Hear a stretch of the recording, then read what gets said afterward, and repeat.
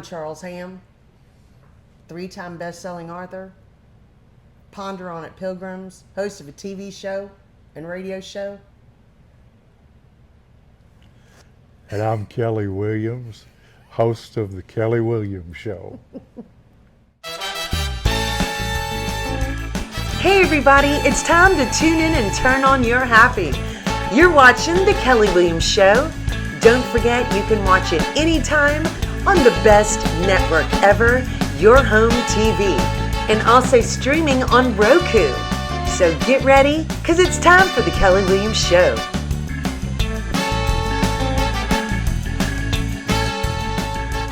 Hey everybody, it's Kelly Williams with the Kelly Williams Show, Bay Area Houston Magazine, and Your Home TV, and it's time for the Kelly Williams Show. Yay! All right. I'm so excited because I got my hat on, I got my boots on, and I got the amazing Charles Hamm right here live on the show today, guys. 3-time #1 international best-selling author, TV host on Your Home TV of Ponder on at Pilgrims, and Texas Grit show host on KSEV Radio. All right, Charles, welcome. Thank you. It's an honor to be with you. I'm excited, and thank you so much because we are on location right here at Vinyl Draft Social Club in beautiful Kemah, Texas this morning. I'm excited. Okay, Charles, so where are you from? Well, I'm from Texas. I don't think we doubted that one bit. Where in Texas are you from? East Texas. Okay. Lived up there, and then we moved into Houston when I was a teenager, but grew up out in the country. Nice. And I just kind of had that feeling about you, that you've been a country boy your whole life. Yes. Yes, I have. Exactly. What did you do? Okay, so we're going to talk about everything exciting that's going on with you, but what did you do before you started this new adventure that you're on? Well, you had your own business. I had my own business. I've been an entrepreneur all my life, and I had 2 companies that I started that located utilities, buried utilities. Oh, wow. And we did a lot of oil field work, finding pipelines and stuff. So people who were digging needed to know what was buried in the ground, and Yeah, we were the very ones important. that came out and showed them where it was. And hopefully we wouldn't have any damages, and Yeah. everyone could work safely. Yeah. Now, how long did you have that business? Oh, about 20 years. Wow. 20 years or so.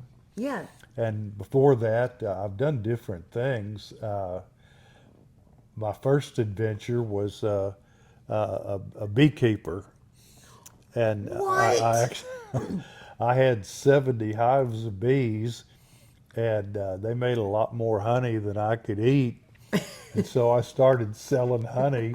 And that's a long story, but I've done a lot of different things in my life. But That's pretty fun. generally live by my wits one way or the Yeah. other, for richer or for poorer, or better or worse. I love it. Okay, so tell us about your family. Do you have any brothers or sisters? I have a sister who's a little older than I am, and just one sister, Yeah. So it's just y'all 2 kids? just the 2 of us. Did y'all get along when you were growing up?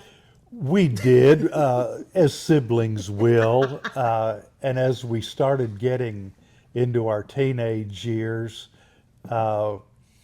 we became really close, Yeah. and have remained that way all through the years. Yeah, she's a sweetheart. Yeah. Married a great guy, and Oh, that's nice. had a good life. Yeah, that's nice. Okay, so when did you get married? How old were you? I was 20. You were a baby. Well, you should see our wedding picture. We look like 2 children.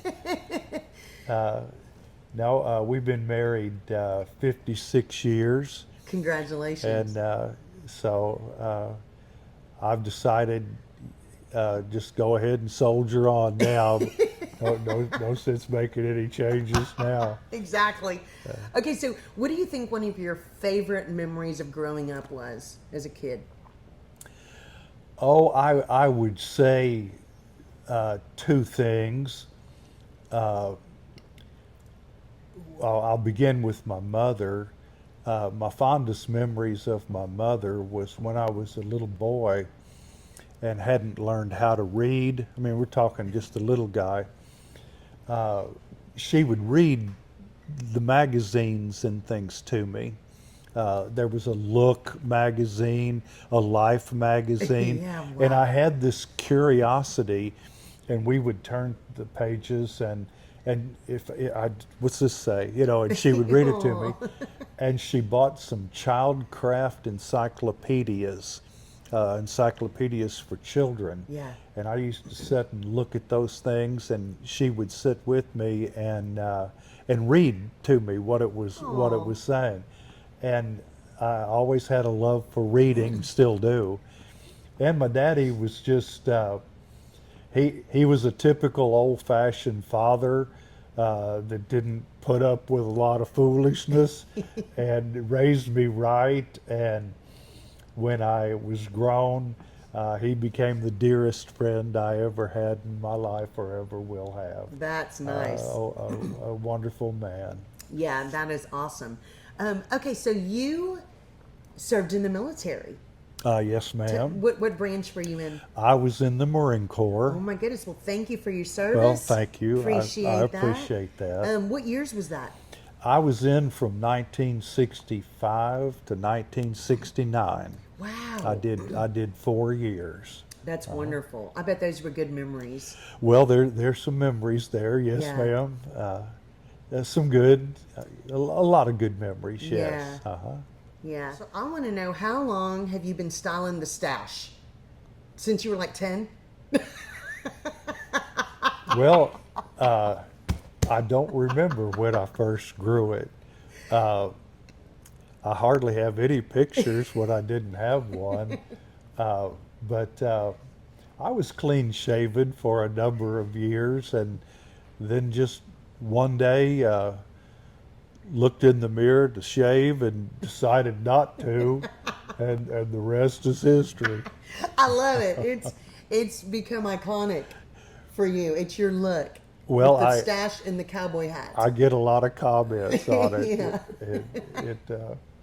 People tell me I look like Sam Elliott, and I always say, "Who's Sam Elliott?" You mean, does Sam Elliott look like me? That's the question. Okay, so you were in the military for 4 years. Mm-hmm. What did you do right after the military? I went to school. I Where'd you go to school?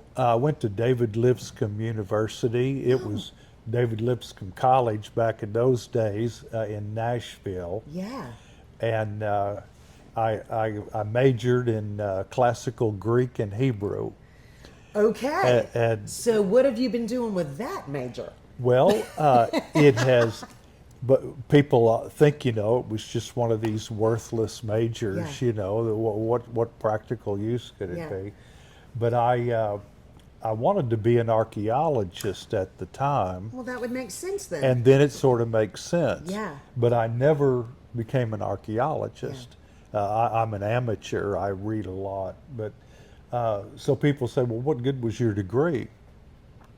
And it has had an advantage, because I found early on that when people found out that I majored in Greek and Hebrew, they just automatically assumed I was smart.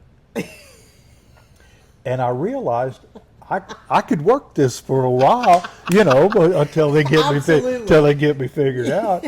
And so that's pretty much what it's meant to me. I think is that, but it played into my interest. I've always loved history, Yeah. and I read widely things on archaeology and astronomy, geography, geology. All of these things play into my interest in history. Yeah. And history's more than just events and dates and things that happened in the past. So I've been on a journey that goes back to my mom reading to me, trying to figure things out and asking questions that have no answers, but love trying to figure it out anyway. I love it. Okay, so if you measured in Greek and in what? Hebrew. Hebrew. Do you speak any of it fluently No, still? it was the classical languages that aren't spoken any longer. Yeah. But we learned to read, and so interestingly enough, once we learned how to read it, most of our classes were translating from the Bible, from the my Hebrew goodness. Old Testament Oh, and that's the Greek very New cool. Testament, Yeah. which was kind of fun. Yeah. You get to see some nuances, that you Yeah. might not notice without, just reading from the standard English versions. That's very cool. Yeah. Yeah. Okay, so I want to know, you've been an entrepreneur most of your life. When did you realize I'm going to start my own business? When do you think that really became important to you to do that? It was just always in me. Yeah. It's a risk, but I felt like it was a risk worth taking, and some of my ventures failed, and interestingly enough, some kind of evolved into something else, and I'm still on my feet, Yeah. And once I got settled in the locating business, then that's where I kind of found my niche, and I worked until I was 74. I retired when I was 74, Yeah. and then started up a whole new other thing that Yeah. I guess we'll probably talk about a little That's bit. amazing. Well, we are going to be right back with more Charles Hamm right after this commercial break. Serendipity Yacht Cruises and Events wants you to come party with us in 2024. Mark your calendar for Saturday, May 4th, because we're calling all Star Wars fans with a costume contest and an awesome Star Wars prize. Then on Saturday, August 10th, it's a Hollywood Night of Dreams with music, games, contests, and surprises. Both parties will be at the beautiful South Shore Harbor Resort with amazing food, fun activities, live entertainment, and a cash bar, plus some additional surprises. Saturday, May 4th and Saturday, August 10th. Come party with us. SYCE. More than a yacht, it's serendipity. And we're back. I'm live right here at Vinyl Draft Social Club in Kemah, Texas, with the amazing Charles Hamm, ladies and gentlemen, and 3 times #1 best-selling international author. Okay, say that 3 times fast. TV host of Ponder On It Pilgrims on Your Home TV, and radio show host of Texas Grit on KSEV Radio. Charles, so this has been so much fun so far. So we just talked about starting your own business. What do you think you enjoyed most about having your own businesses? Well, I always did something that I loved and enjoyed, and I think there was 2 things. One, just the satisfaction of having someone depend on me to be somewhere and get a job done for them that I felt was important. Yeah. I had a sense of satisfaction in a job well done. In the locating business, you can have horrible damages, and some of them can be life-threatening. And so we took what we did very seriously. And I also I took satisfaction in having created something where I needed help and I could give a job to someone. Yeah. I felt like that was an accomplishment that because of something I'd done. Here's another really nice person that can come in and help me out and have a way of supporting their family.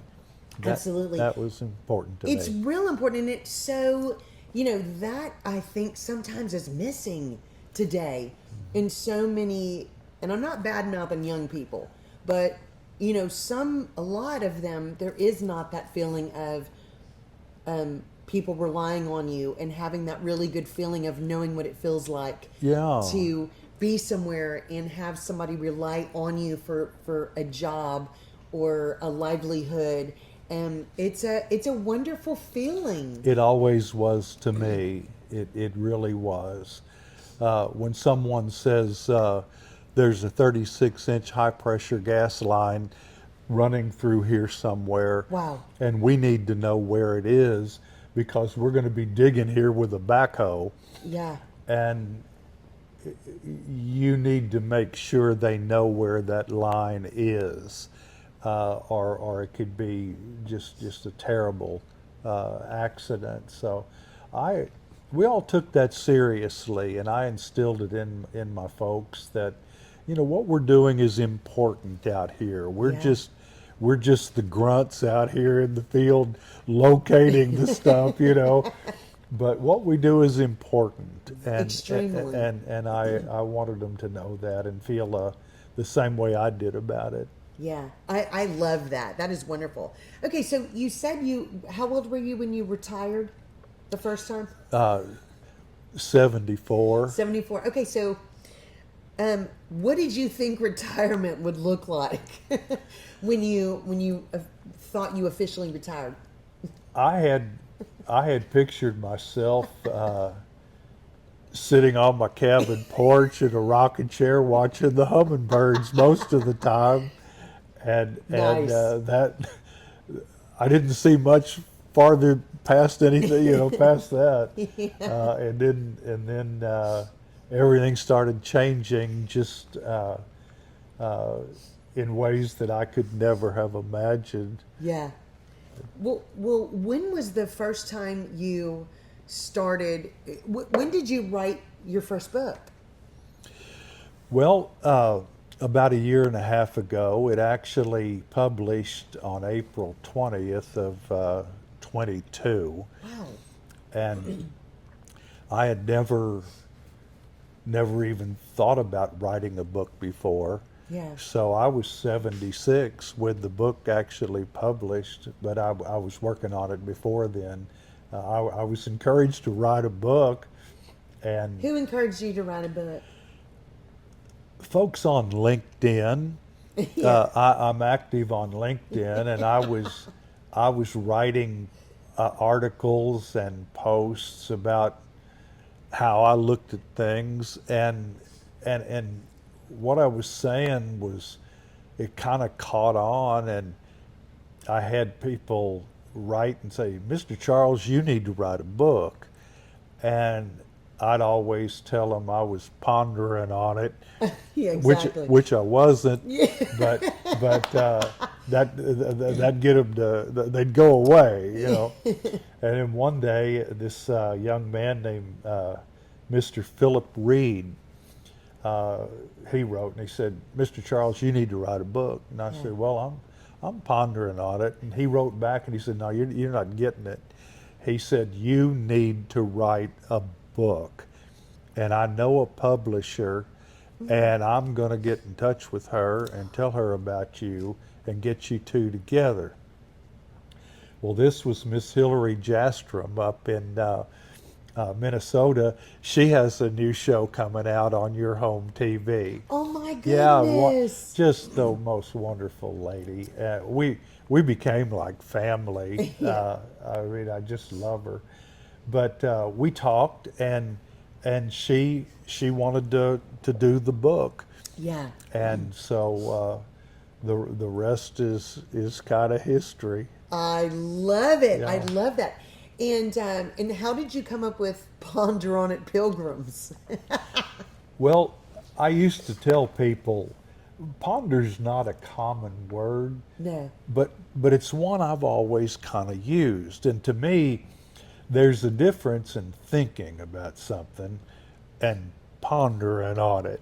It in my mind anyway, it took thinking to another level. Exactly. where you're really cogitating and ruminating on what you're thinking about, and so I would write something on LinkedIn, and at the end of the whatever I wrote, I'd always say, "Ponder on it, Pilgrims," and that had a nice ring to it. But people have asked me, where did you come up with Pilgrims? And I said, well, a pilgrimage is a journey, Yeah.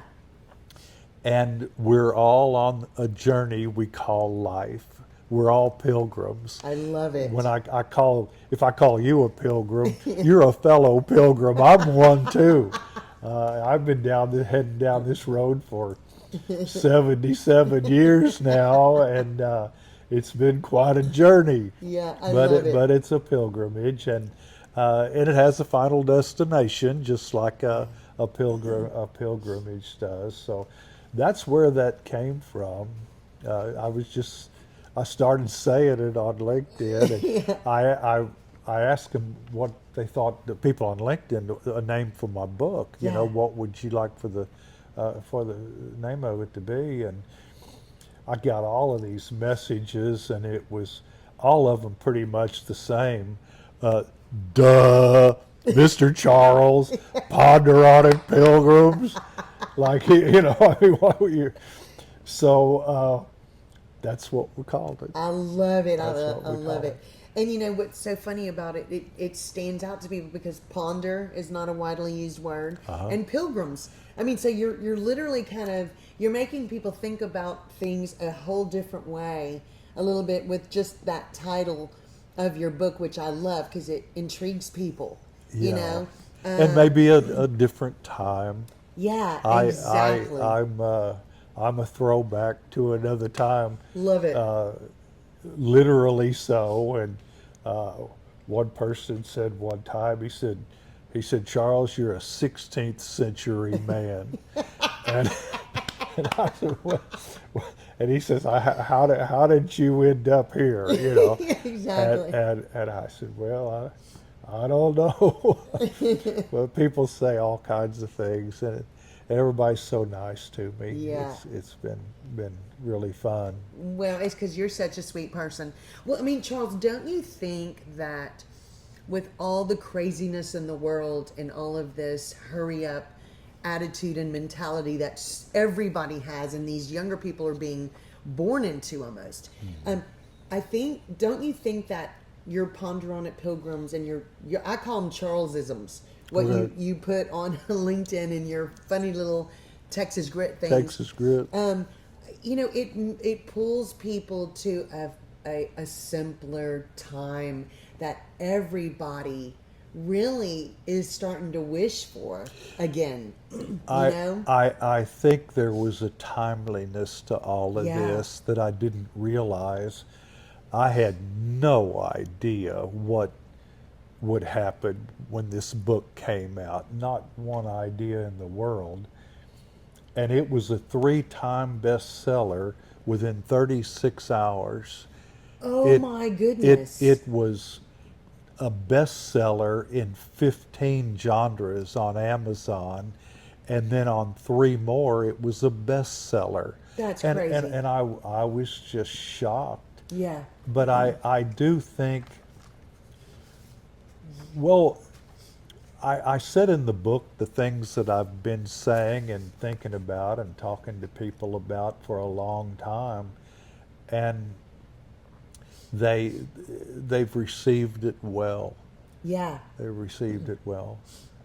Well, you know, this new adventure you're on has been kind of crazy, and it's happened kind of quickly, and we are going to talk more about that with you right after this commercial break from our sponsor. Looking for a delicious steak or seafood dinner with an amazing, beautiful view? Opus Bistro at the South Shore Harbor Resort is the premier location for the ultimate dining experience. Well, Opus Bistro is one of my favorite places. The bar is vibrant with tasty cocktails and good friends. For large or small groups, our knowledgeable staff is here to serve you. Opus Bistro at South Shore Harbor. Reserve your table now. We're very, very blessed to have Opus Bistro right here in our backyard.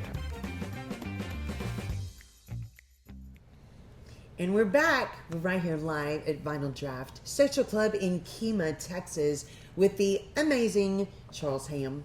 Okay, Charles, we were just talking about some really interesting things right before the commercial break. And, you know, one thing you just told us during the break was that nobody calls anybody wise anymore.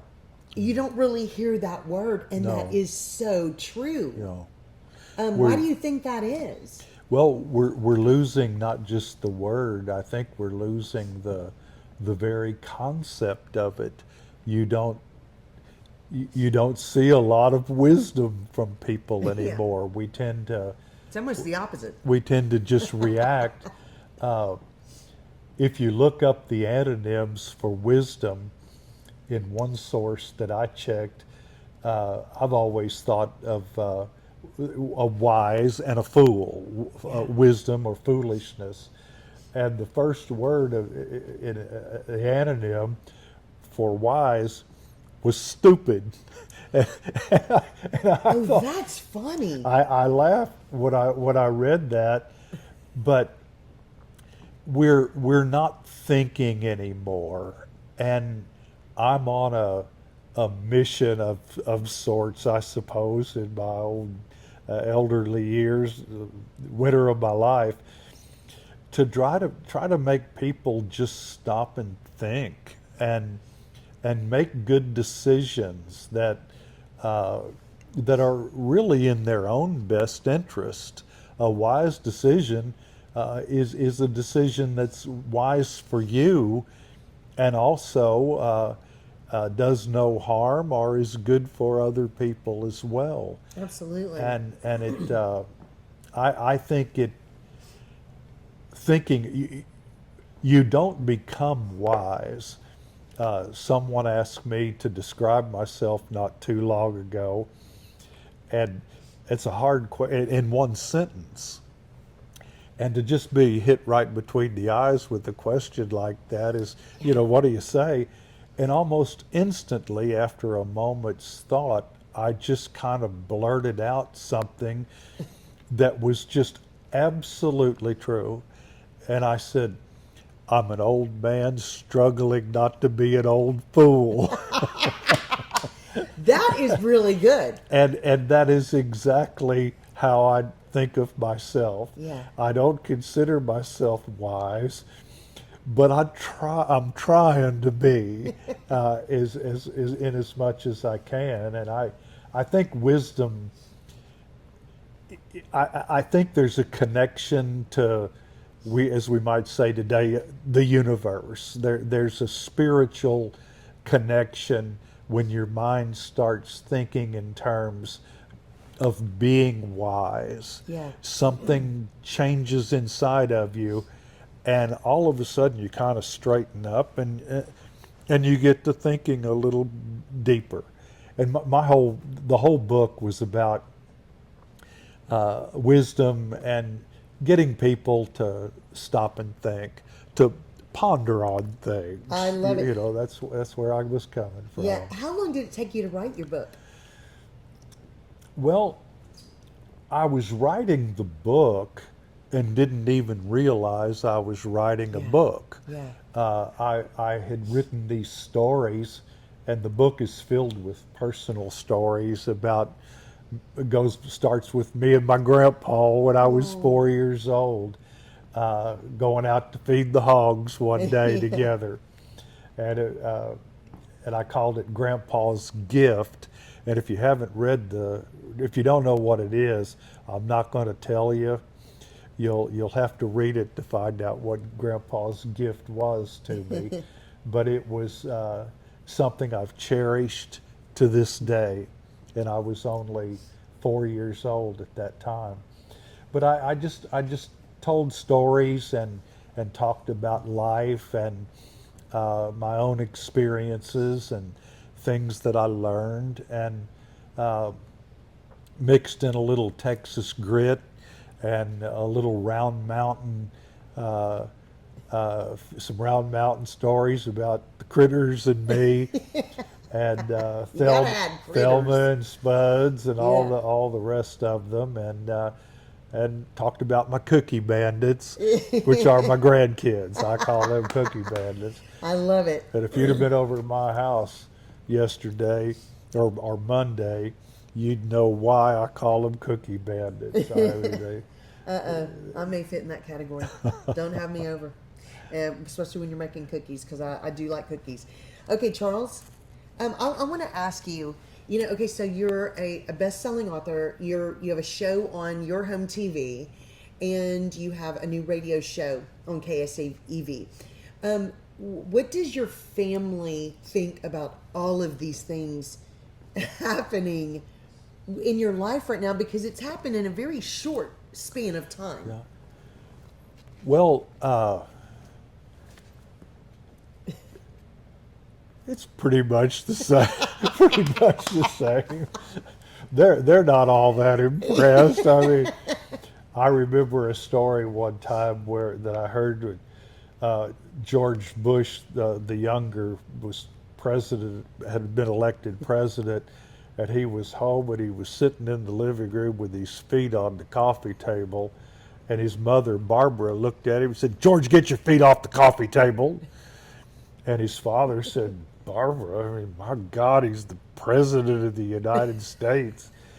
And she said, "Well, then he ought to know better." And no one's in awe of me at the house. If I don't take the garbage out Friday morning, if I forget, I mean, I catch it just like I always do. I love that. I love it. And I'm just Grandpa. Nothing's changed. I love it. Okay, so Charles, if we want to order your book, how do we order it? The easiest way is just go on Amazon. Okay. And ponder on it, Pilgrims, Charles Hamm, and it'll pop right up. And it's Hamm with 2 M's. 2 M's. Yeah. You can order it off my website. There's a direct link that'll take you to it off my website, which is charleshamm.com. Doesn't get any easier than that. And it's easy to remember. It's my website's being completely redone. I've have some people now. I have an agent who is just this wonderful, amazing lady that's just a force of nature. I've always said that the key to success was to surround yourself with people that are smarter than you are. Absolutely. And who know things that you don't know. That's right. And that's how I've gotten through life. I've done that all my life.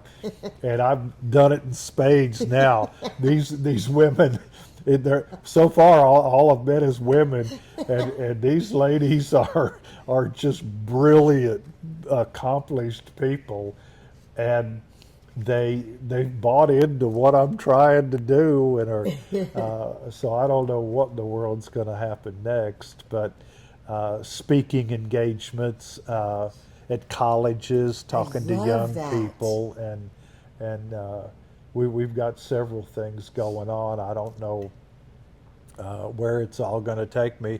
I'm just along for the ride. Do what I'm told. I love that. Okay, so I'm going to ask you a couple of off the path questions here. If we looked into your refrigerator right now, what would we find? Well, leftovers. Yum. There's. What kind of leftovers? I want to know. Well, there's some chicken enchilada pie in there.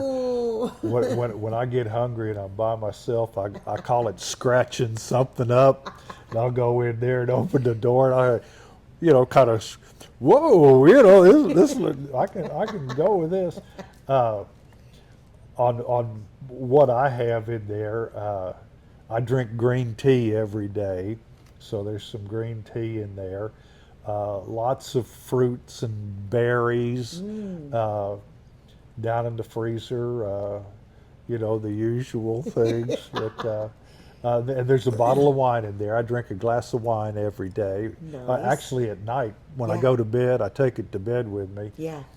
And I don't know if it helps or not, but I think it makes me sleep better. And I'm going to Exactly. keep telling myself that That's anyway. what I'm thinking. Yeah, and I've been known to have a beer once in a while, All right. and not above having a snort with good company. Yeah. But not a big drinker at all. And I like a cigar once in a while. Yeah. And people think I'm a big cigar smoker. I smoke one or two a year, but when I do, people always want to get pictures of me. So I have a lot of pictures of me smoking a big old cigar. Most of the time, they're not even lit, but It just looks good, really good in well, photos. it's all funny, part of the fun. I love that. What is your favorite dessert, do you think? Well, I like blueberry pie awful well. Ooh, that sounds good. I think, that would probably be my number one. And I like ice cream. I like ice cream. Blueberry pie with ice cream. Oh, you can put Oh, it. yeah. Yeah. Hot. Yeah. Hot pie. Oh, Ooh, yeah. that's so Yeah. good. Yeah. Yeah. Love that. Okay, so Charles, the next question is, if you could have one superpower, what would it be and why? Oh well, you've kind of stumped me. My mind just doesn't kind of work that way. I would like. Okay, something's come to me. I don't know if it's what you want or not, but There's no I wrong I, answer. I would like to be influential. Okay. That I think you've already got that yeah. superpower. Well, I'm working on it. There was a moment in time when I was up at the cabin, and I'm sitting on the porch, literally watching the hummingbirds and the critters that would come by, and I was just musing about what all was going on in the world, and everyone seemed so upset about one thing or another, just like nobody was happy. And I felt like I had something to say. Yeah. And so that's what I started writing on LinkedIn. And I wanted to have an influence to tell people, calm down, just take things easy, live a day at a time, and be happy and content with what you have. If you're not content with what you have, you won't be content with more. It's an endless search for with no agreeable destination. So it seems like my whole life has become just trying to be influential and to make people stop and think about things. Yeah. The four golden questions that I talk about in the book it gives you a track to run on and real world meaning to living wisely. Yeah, And, absolutely. And so I don't know if that's a very good answer to your question. It's real good or not. because there's no wrong answer. It's always Yeah. interesting to see what people say when I ask them that superpower question. I love it. Yeah, I love it. I don't have any interest in being Spider-Man or. I don't know. That'd be pretty fun. Or invisible. Yeah. Or you want to be the opposite because you've got a lot to say. Well, okay, Charles, I have to tell you, I cannot thank you enough for being on the show today. This has been so much fun getting to really know you and visit with you. This has been amazing. It's been an honor to be with you. Thank you for the invitation. Absolutely. Tell us how people can follow you on social media. Well, they can follow me on LinkedIn. That's really the only social media that I mess with. I've dabbled around with Facebook, but my people are on LinkedIn, and it was taking time to try to get on other LinkedIn venues. Yeah. And I felt a sense of loyalty to my folks on LinkedIn. I love that. And so that's where I only have so much time during the day to be there, and so I put my LinkedIn followers first and try to be loyal to them. Yeah, I love it.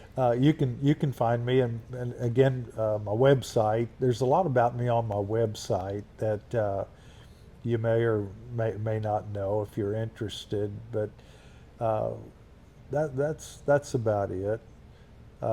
I'm a very unlikely, but my kids tease me about the most unlikely person in the family to ever make any kind of a splash on social media, and it's the old man.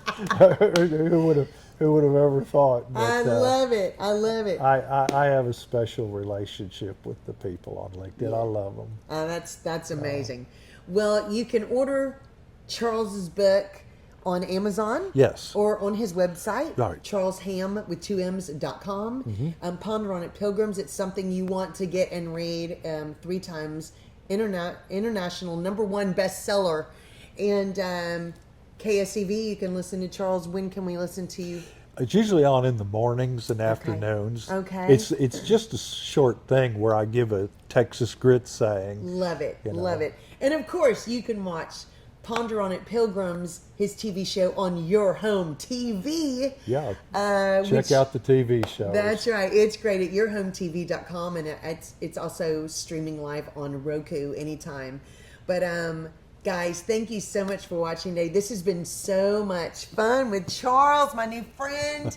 And we hope you have an awesome and blessed rest of your day. You can watch The Kelly Williams Show anytime at yourhometv.com.